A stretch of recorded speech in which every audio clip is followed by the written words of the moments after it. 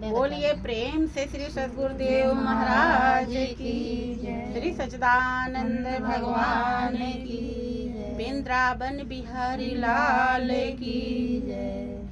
परम पुरुष गुरुदेव जी शाश्वत शांति निधान, बारे बारे दंडवत करूं सकल सुखों की खान।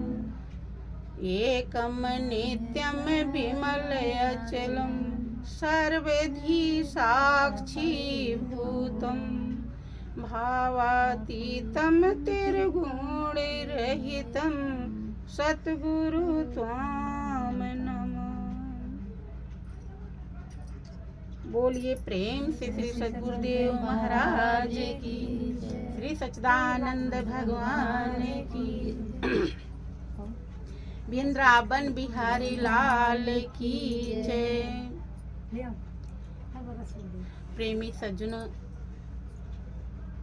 वास्तव में जब कभी जीवन की गहराई में उतरने का अवसर मिलता है तो हमारे अति भाग्य होते हैं। महापुरुषों ने हमेशा इस सच्चाई को दर्शाया है, बशर्ते मौका तो हर किसी को मिल जाता है, लाभ कोई कोई उठा पाता है। देखें, दुनिया में अरबों खरबों भक्त होते हैं, देखे जाते हैं, भक्तों की बाढ़ लगी रहती है, लेकिन वास्तविक भक्त संसार में कोई बिरला होता है। किसी ने सच्चाई को दर्शाते हुए दुनिया वालों को समझाया है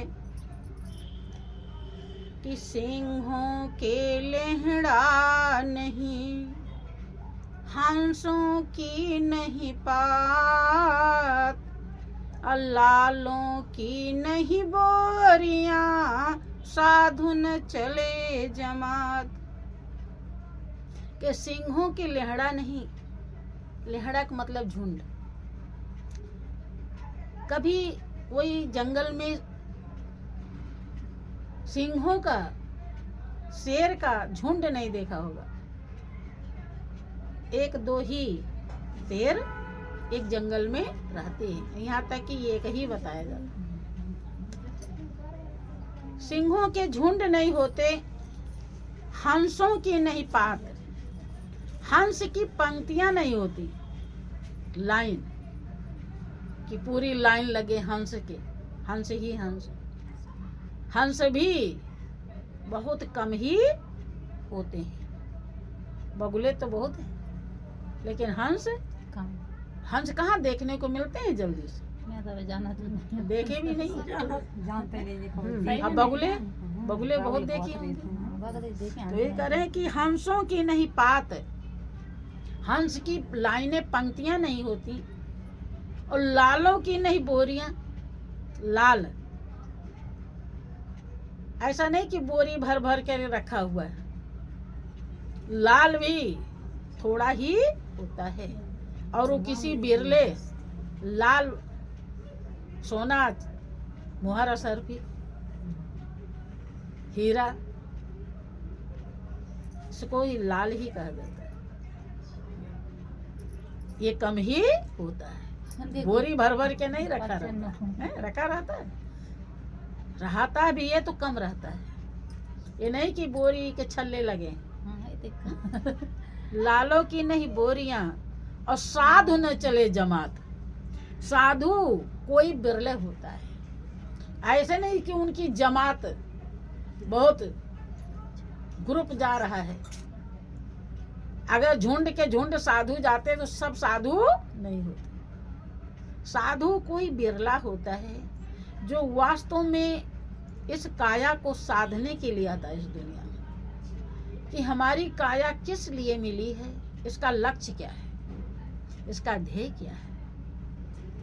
और जो ऐसा होता है वो गुरु शरण में जाता है, और गुरु शरण में जाने के बाद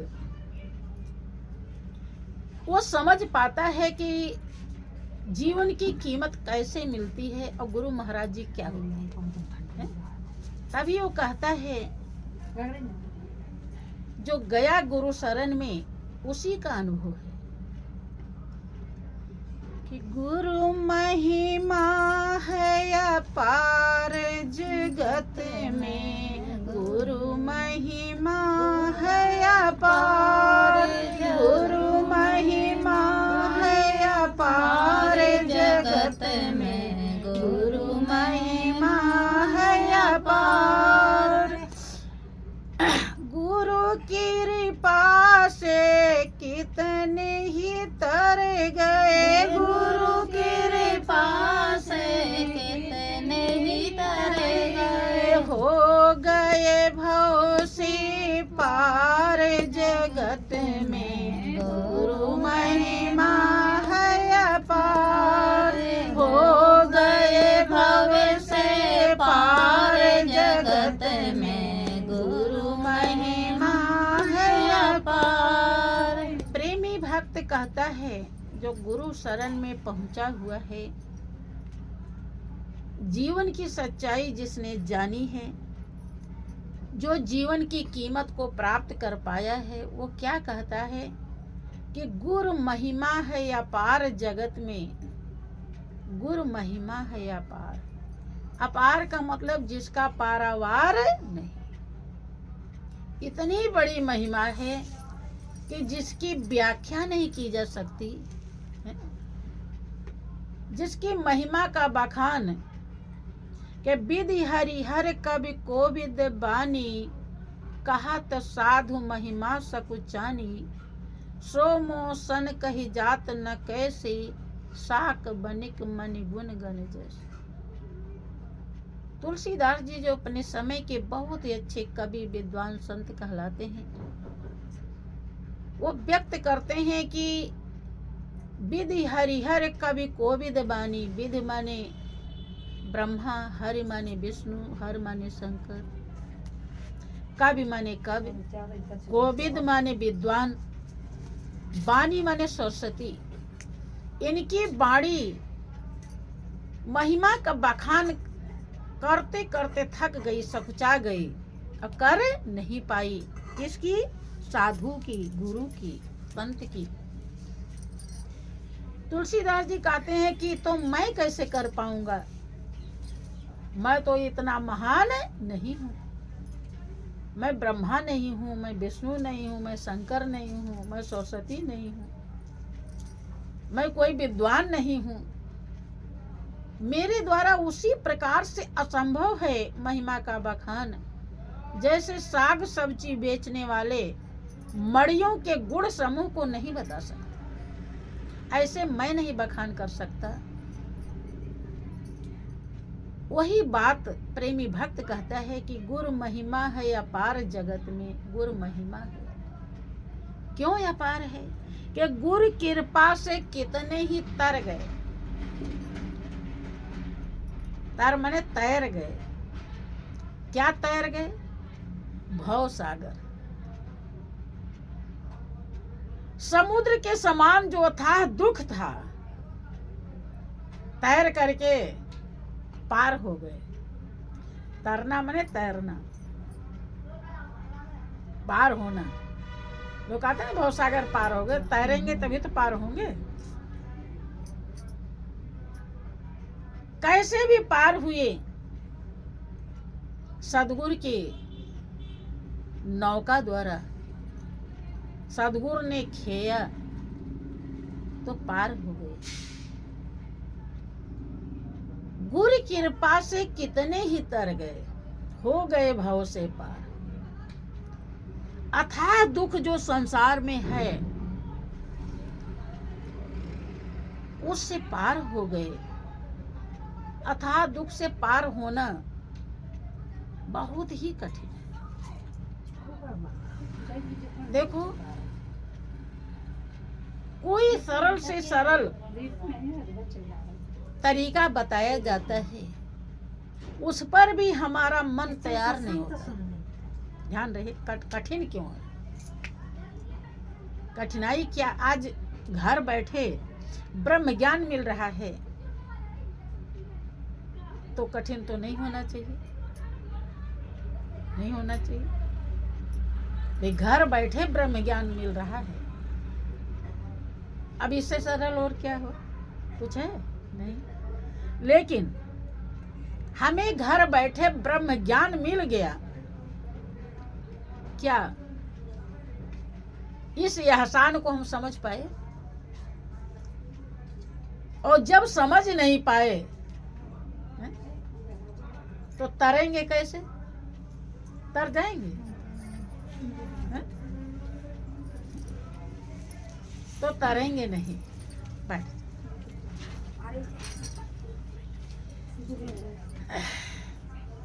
देखो गुरु कृपा से कितने ही तर गए कि कैसे तरते हैं गुरु कृपा से। आप इस वाणी पर ध्यान दीजिए।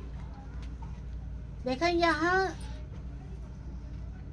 दुनिया में कोई राम का भक्त है, कोई हनुमान का भक्त है, कोई राधे का भक्त है, कोई देवी का भक्त है, कहीं 4-4, 10, 20 लाख लोग हैं, कहीं कुछ है। लेकिन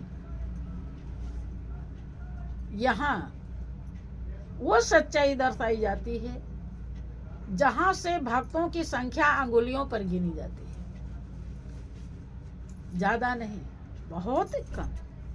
ये वो मार्ग है और वो सच्चाई है। इसमें आ भी जाते हैं कि ये रास्ता ऐसा ही है जिस पर सब कोई चल न सके, कुछ चले, आगे बढ़े, फिसले, संभल न सके।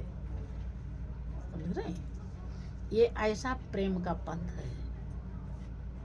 हाँ, जो थोड़ा भी चल गया वो अपने जीवन की बहुत बड़ी गहराई और सच्चाई को हृदय में अनुभव कर लेगा, जीना सीख जाएगा। थोड़ा भी बहुत कीमती है। आने वाले भी बहुत कम होते हैं और उसमें मनन करने वाले बहुत कम होते हैं और फिर उसमें चलने वाले बहुत कम होते हैं। माँ पार्वती कहती हैं कि भगवान शंकर से कि नर सहस्र मह सुनाहु पुरारी, को एक होए धर्म व्रत धारी। क्या पुरारी शंकर जी, हजारों मनुष्यों में कोई एक होता है जो धर्म का व्रत लेता है। सब चीज का व्रत लिए हैं। सुबह उठ करके झाड़ू लगाने का व्रत है, धुलाई मजाई करने का व्रत है, दूध दही भोजन बनाने का व्रत है। व्रत ही तो है कि हमें इसे करना जरूरी है। जिसको हम जरूरी समझते हैं वही व्रत है। जिसको समझ लेते हैं बिना किए काम चलने वाला नहीं, उसी को व्रत कहते हैं। ये सब का हम व्रत ले लेते हैं, जरूरी समझ लेते हैं, लेकिन क्या हमने इसका भी व्रत लिया कि हमें गुरुदेव ने ब्रह्म ज्ञान दिया, अब इसको कोई समय ऐसा नहीं रहेगा कि जब हम याद नहीं करेंगे। ऐसा व्रत लिया? शायद नहीं। 2 टाइम ध्यान करना होता तो उसमें भी कमी कर जाते हैं। कुछ है ऐसे लापरवाह हैं कि ये 1 टाइम भी नहीं करते। लिया व्रत? नहीं लिया। इसलिए वो कह रहे हैं कि हजारों में कोई एक होता है, क्योंकि यहाँ ही धर्म दर्शाया जाता है जो धारण करने योग्य है और जिसको धारण करने से, जिसमें समाने से, एकाकार होने से नख से लेकर चोटी पावन हो जाता है। वही धारण करने योग्य है। धर्म ही धारण करने योग्य है। स्वयं को जान के पहचान के उसमें स्थिर हो जाना ही धर्म है। अब विचार कीजिए कि ऐसा कौन होता है, जल्दी मिलेगा कोई? इसलिए करे हजारों में कि आए पुरारी है शंकर जी, कोई एक होता है जो धर्म का व्रत लेता है कि हम सही से ध्यान करेंगे, सही से दान पुण्य करेंगे, सही से महिमा सुनेंगे, सत्संग में जाएंगे। और जो व्रत लेता है उसके जीवन में हर पल हर क्षण सुख शांति आनंद का बहार आ जाता है। वो इस दुनिया में रहते हुए दुनिया से ऊपर उठ जाता है, दुनिया से अलग रहता है। देखने में तो लगता है कि वो भी खा रहा, पी रहा, सो रहा, जग रहा, लेकिन उसका हर तासीर अलग होता है। तो इसीलिए प्रेमी भक्त अपने अनुभव को कहता है कि गुरु कृपा से कितने ही तर गए। कितने तरे? बहुतों का आप इतिहास सुनते हैं, बहुत भक्तों का इतिहास सुनते हैं। आप गणिका बेश्या का भी इतिहास सुना, मीराबाई का सुना, सदन कसाई का सुना, धन्ना जाट का सुना, केवट का सुना है, मीरा सबरी, ध्रुव प्रहलाद का सुना, बहुतों को सुना। तो ये कैसे तर गए? गुरु कृपा से कितने ही तर गए, हो गए भव से पार। अब गुरु कृपा से तरते हैं तो कठिन नहीं होना चाहिए था। अब गुरु, ध्यान रहे, गुरु कृपा से तरे हैं। अब तरने के लिए उन्हें हृदय निर्मल बनाना पड़ा है, बनाना पड़ा कि नहीं? ऐसा हृदय निर्मल बनाना पड़ा कि उस हृदय में किसी भी प्रकार का झमेला न रहा। प्रहलाद के हृदय में क्या दुनिया की कोई चीज थी? पिता प्रहलाद के क्या नहीं दे रहे थे?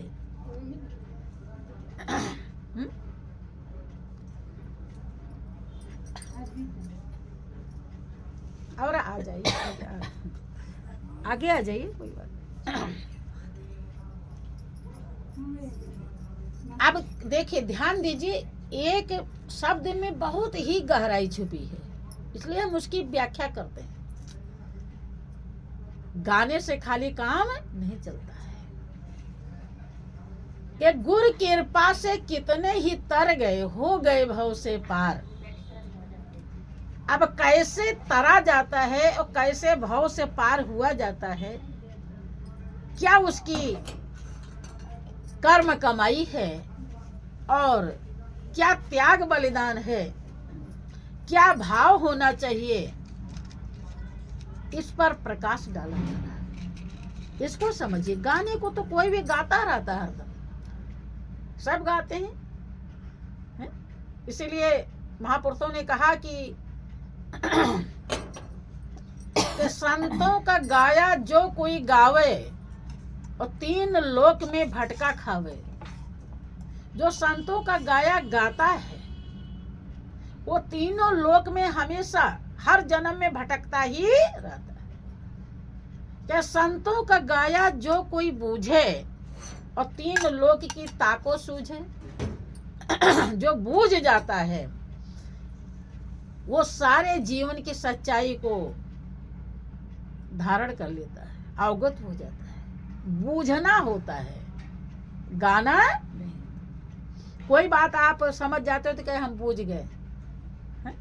अब जब समझ गए तो अब ऐसा कर लेंगे, और समझ ही नहीं पाए तो कैसे करेंगे?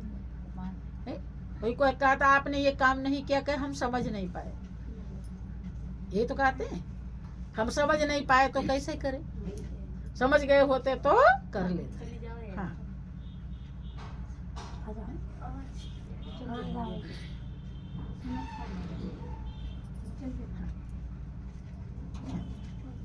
श्री सच्चिदानंद भगवान की जय। देखो अब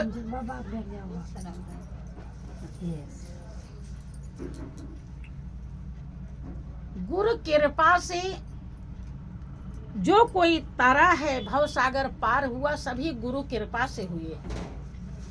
लेकिन कृपा कितनी महंगी है।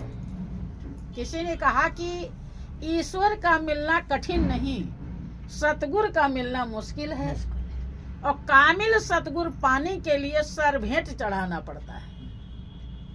कामिल पूर्ण सतगुरु, सच्चा सतगुरु, जो सच्चे मार्ग को दर्शा करके उस सच्चे मालिक से मिला दे, ऐसे सतगुरु को पाने के लिए क्या चढ़ाना पड़ता है? सर भेंट, अर्थात पूरी जिंदगी न्यौछावर कर देनी होती है। किसी प्रकार का भोग रोग इसमें जरा सा भी न रह जाए, तब कहीं वो तरता है। तब देखिए, कोई भी किसी का उदाहरण ले लीजिए। अब सबरी अगर तर गई, सबरी भी गुरु कृपा से तरी है, ऐसे नहीं तरी। यहाँ तक कि इस लायक बन गई थी कि जब चाहे तब शरीर छोड़े। उसने क्या क्या किया? जब उसे लगा कि इस दुनिया में कोई अपना नहीं है, को हमारे पिताजी हमारी शादी करने जा रहे हैं, और शादी तो हमारी होगी और सब्जी बनेगी बकरों की, कटेंगे बकरे जो ये बोलना नहीं जानते, तो हत्या इनकी होगी और जो सुख मिलेगा तो हमें मिलेगा। ऐसे सुख से कोई फायदा नहीं, दिक्कत। फिर वो सबरी छोड़ देती है। वो सोचती है कि जब ना हम ये सुख को लेने के लालसा रखेंगे और ना ये कटेंगे। देखो, कुछ भी अच्छा काम करने के लिए बहुत त्याग करना पड़ता है, और त्याग अगर इस जीवन से हो गया तो वो मालिक मिल जाता है, और मालिक मिल गया तो पूरा संसार सब कुछ आपका, क्योंकि उसी का तो पूरा संसार है। और जब वही मिल गया फिर क्या बाकी, फिर कुछ भी। इसीलिए ऋषियों मुनियों ने हड्डी गला दी उसके लिए, और राजाओं ने हस्ती मिटा दी। सबरी चली जाती है, भागती है, इतना भागती है कि जैसे कोई बंदूक की गोली लेकर के और उसके पीछे पड़ा हो, दागने वाला। जंगल में पहुंच करके तब घूम के देखती है, हाँ, भागती रही। और वहां जाने के बाद मन में सोचने लगी कि सुनते हैं कि जंगल में, वन में ऋषि मुनि रहते हैं, साधु महात्मा रहते हैं। अगर उनकी सेवा मिल जाती तो मेरा जीवन धन्य हो जाता। किसी की सेवा करनी होती है तो त्याग करना होता है कि नहीं? अब किसी की आपको सेवा करनी है और आप चाह रहे हो कि हम इस विधि से सेवा करेंगे, लेकिन वो चाह रहा है दूसरी विधि। अगर दूसरी विधि नहीं अपनाओगे तो सेवा कर पाओगे? हो गई सेवा कठिन है, क्योंकि सेवा आपके मन के अनुसार नहीं होगा, मन के विपरीत होता है? आप वो मान लीजिए उठ बैठ नहीं पाता, बिस्तर पर ही अपना सब कुछ कर रहा है और आपका मन भिनक रहा है, भिनकना अगर देखेंगे तो कर पाएंगे? उसे त्याग करके, भले भिनक रहा है, उसके विपरीत जब चलेंगे तब आप कर पाएंगे। हैं? कठिनाई है, कठिनाई है। अब सबरी सोचने लगी कि कौन सा ऐसा उपाय करूं कि वन में साधु महात्मा मिल जाए और उनकी सेवा मिल जाए। पहले जन्म में उसने भक्ति करी थी, जितना बना था, पूरी नहीं हो पाई थी। अब फिर मौका मालिक ने दिया है।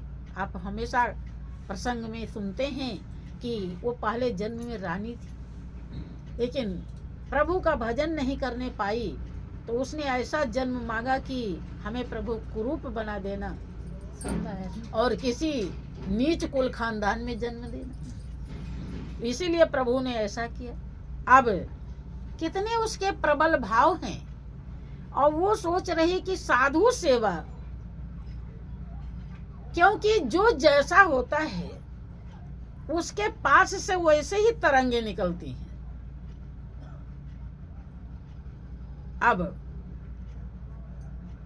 किसी अपराधी की सेवा करो तो वो पुण्य नहीं मिलेगा आपको, जो पुण्य मिलना चाहिए। और जिसने पुण्य कमाया है, जिसके रोम रोम में पुण्य भरा हुआ है, जब हम उसकी सेवा करते हैं, रोम रोम में सच्चाई भरी हुई है, तो हमारे अंदर भी सच्चाई आ जाती है, हमारे अंदर भी निर्मलता आ जाती है, हमारा मन भी पवित्र हो जाता है, हृदय पावन बन जाता है। इसीलिए पावन की सेवा की जाती है। सबरी के संस्कार अच्छे हैं तो वो समझ पा रही कि साधु की सेवा, ऋषि मुनि की सेवा मिल जाती है तो अच्छी।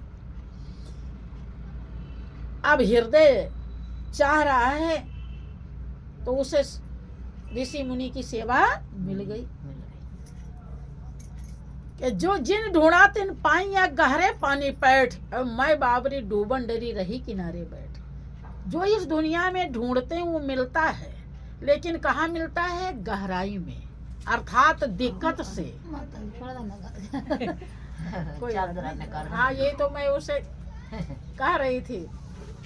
लग जाएगा नहीं देख। हाँ, कोई बात कैसे लग बाबा माता अरे कौन बात कौन कुर्सी